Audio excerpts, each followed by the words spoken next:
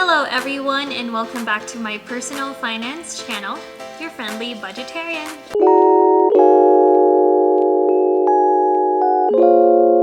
In today's video, I will be explaining to you guys what I have achieved or maybe not achieved for the past year of 2021. So I will base this off of my 2021 financial goals video. So you guys will see a little bit of that, and also my updates to each and one of them. So if you guys are curious to find out how I did, please stay tuned and watch until the end of the video. Number one, have an approximate total of expenses of about $17,000 to $19,000. So for the first one, did I achieve it?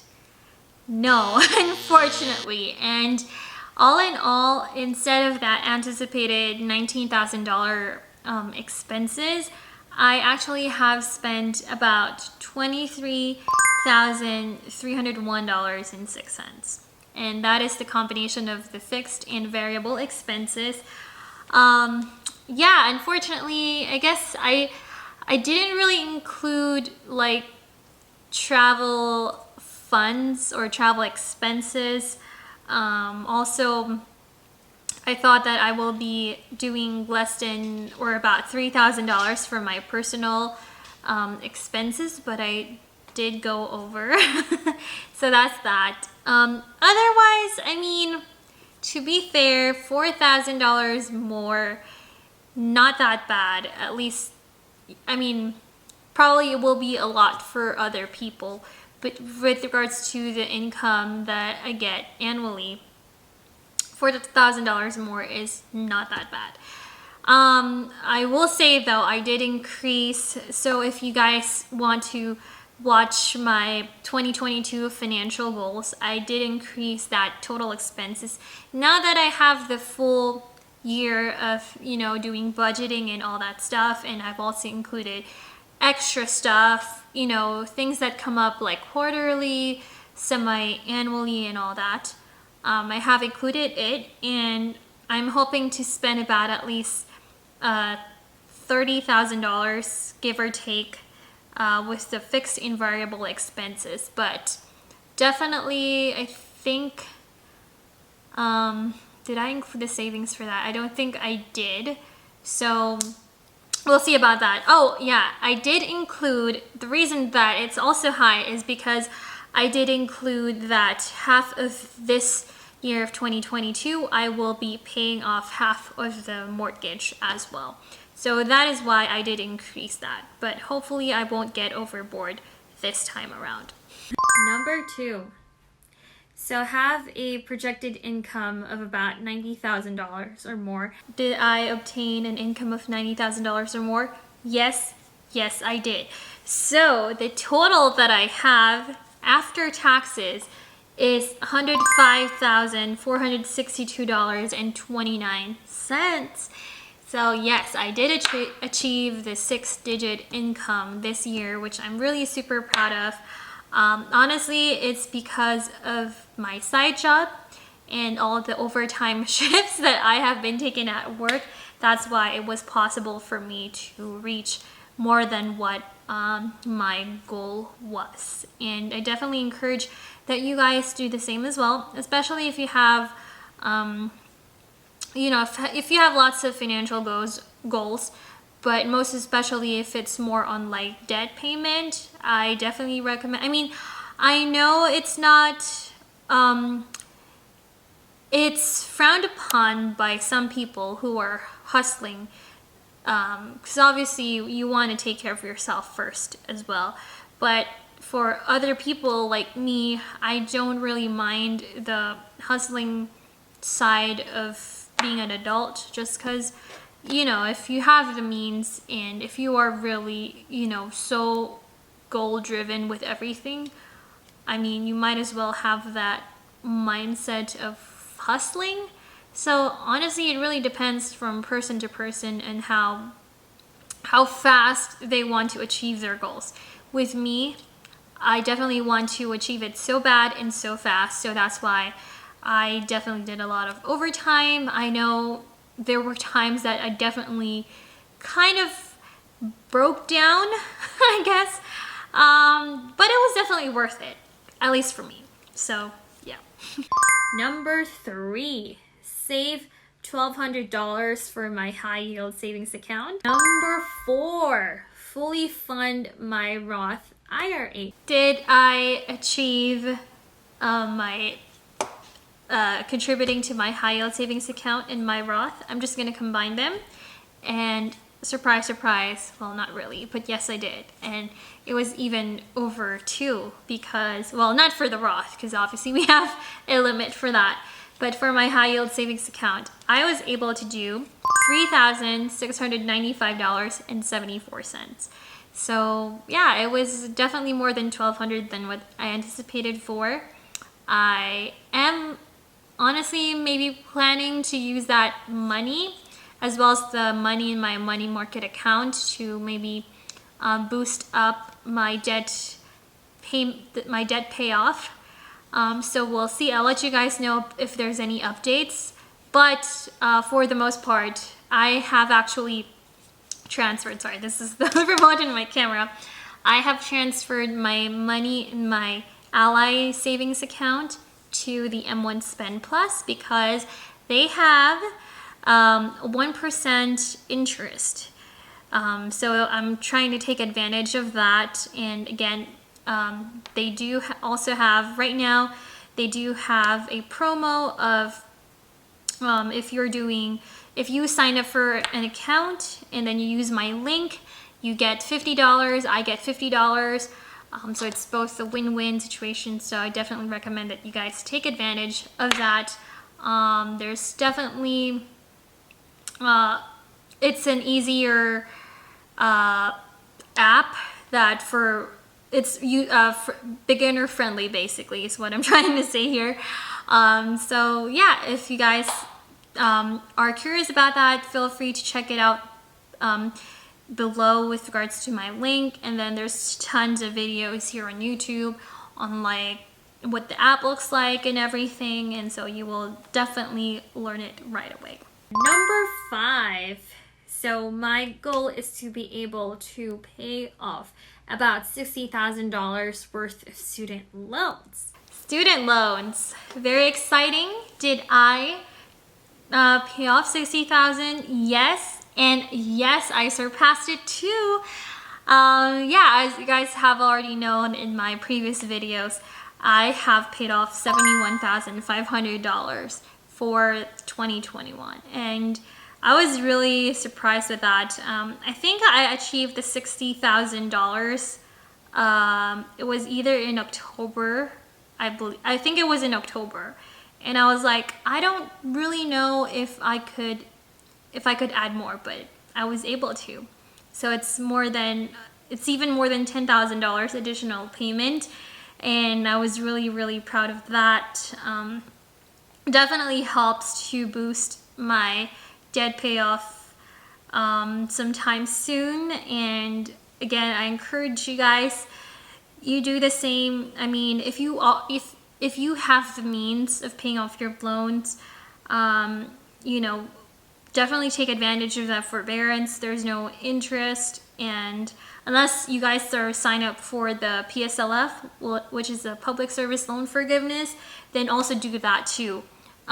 It's just for me, I just don't want to have that burden, you know, in my chest, in my mind, of carrying that loans and waiting for 10 years for it to be forgiven. So that's why this is my journey. I'm trying to pay it off, and hopefully this year I will be able to pay off that remaining $42,500. Hopefully the government will just completely stop putting interest in the loans. So yeah, that's my 2 cents. Number 6, save about $2,400 in my Bridge account. So for my Bridge account, so I call it Bridge account. I actually explained this briefly to one of my friends. I told her that I call it a Bridge account. It's because it helps me to bridge onto the retirement life. And obviously with the retirement funds such as IRA, such as your 401k or your TSP when you work in the government, you have to wait a certain age, which is 65 and a half or something like that. And I cannot wait. I can't wait for that age for me to be able to spend my retirement money. So that's why I created my bridge account, which is just basically an after-tax brokerage account. And yes, I definitely have surpassed the $2,400 that I was anticipating that I will contribute. And I ended up contributing about $4,200 total, which is definitely way more than what I expected. And I'm just so proud of it. I'm probably being repetitive here, and I apologize for that.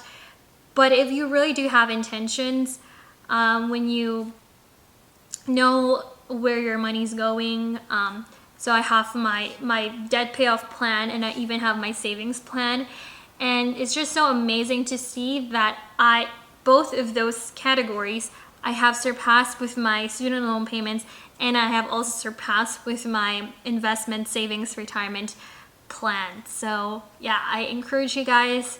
I know some of you guys are probably not into personal finance, well, although if you're watching this, you're probably into personal finance.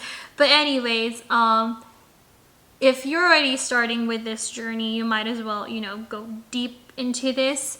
So start like budgeting, knowing about the basics of investing, and yeah, talk to a friend or someone who's into this, and just talk daily, incorporate it in your daily life situations, and eventually you'll be able to apply all of this and hopefully help you to be debt free, go into reach the status of financial freedom and all that stuff. So yeah, sorry, it's a whole lot of thing to discuss about, but I definitely encourage that you guys do the same. Number 7. So my next goal my goal 7 is to be able to spare about $200 per paycheck for my 401k. Save $200 per paycheck. Yes, I did.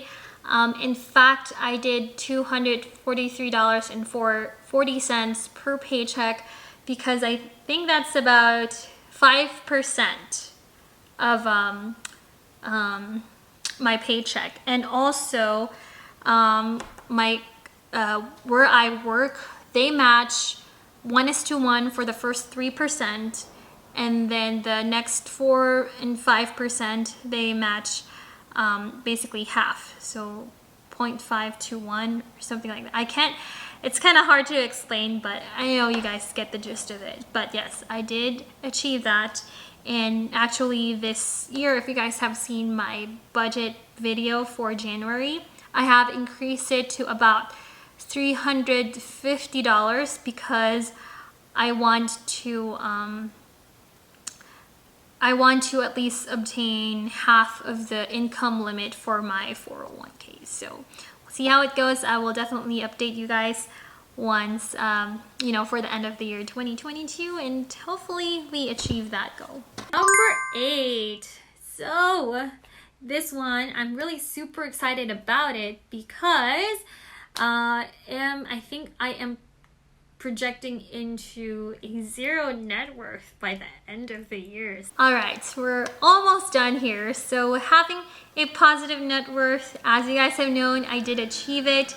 I achieved it around October, and I even surpassed that zero number. I think I was at $1,000 or something like that, and that was really, again, a really great moment for me.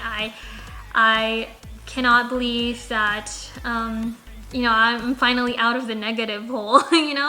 So I'm just so happy about that, and I hope that for this year I will able to reach the 6-digit net worth. We'll see. I'm hoping maybe before my birthday. Actually, probably not before my birthday, but at least for the end of the year, that's what I'm hoping to do. And yeah, I will bring you guys along with me with my journey towards my first 100,000 net worth. by the end of the year, I would have maybe 100 to 200 subscribers. I don't know. And finally, with regards to my social media goals, I finally achieved more than 100 subscribers and followers in my Instagram account, and more than 100 here on YouTube. And I'm super happy and super grateful for all of you guys supporting my channel. I probably won't be able to, first of all, honestly, I would like to thank Leila from Personal Finance with Leila. She definitely inspired me. I always tell her, like, when I try to, send her a gift or something through her Venmo. I'm always thankful for her inspiring me to start my own channel, as well as dear Amy from Dear Debt, and then Lauren from Lauren Mills, or Lauren's Money and Mindset, and also from Pennies, Not Perfection. All of them, really, they inspired me to create this channel to help me be accountable with my financial decisions and all that stuff, and help me, start budgeting. And I guess also I would definitely give credit to Dave Ramsey, because he is probably the one who started, me being into this mindset of, learning about personal finance, and just basically getting into that financial freedom status. And also to the debt-free community, the FIRE community. Thank you guys so much for inspiring me to know about the personal finance world, and learning so much, with reading books and stuff. So, I know it's all what I've said is that just I'm really, really grateful for you guys. So definitely watch out for the next videos to come. I've prepared a ton of video ideas for you guys, and hopefully you guys learn from me, and also I hope that I learned from you guys as well. So again, if you have any suggestions, comments, feel free to comment them down below. You can message me in my Instagram account. It's at Your Friendly Budgetarian. I try to post there now frequently, as compared to probably the last 2 months. I haven't really been active there, but now I'm trying to. And hopefully I will update there more as well.